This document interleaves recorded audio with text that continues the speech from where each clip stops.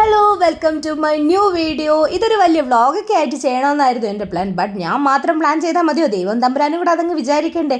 എന്താണെന്നറിയില്ല, പുള്ളിക്കാരൻ ഇതിനെ പറ്റിയിട്ട് 2 വർഷമായിട്ട് ചിന്തിക്കുന്നതേ ഇല്ല എന്നാണ് എൻ്റെ വിചാരം.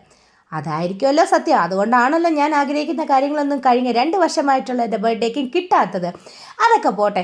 സത്യം പറഞ്ഞാൽ ഈ ഒരു 25th ബർത്ത്ഡേക്ക് ഞാൻ ഒരുപാട് എക്സ്പെക്റ്റേഷൻസ് ഉണ്ടായിരുന്നു. അതിൽ ഏറ്റവും വലിയൊരു എക്സ്പെക്റ്റേഷൻ ആയിരുന്നു മിതുവായിട്ട് എൻ്റെ കൂടെ ഉണ്ടായിരിക്കും എന്നുള്ളത്. ബട്ട് അൺഫോർച്ചുനേറ്റ്ലി അതും പറ്റിയില്ല. പുള്ളിക്കാരൻ്റെ ലീവ് 26-ാം തീയതി തന്നെ കഴിഞ്ഞു.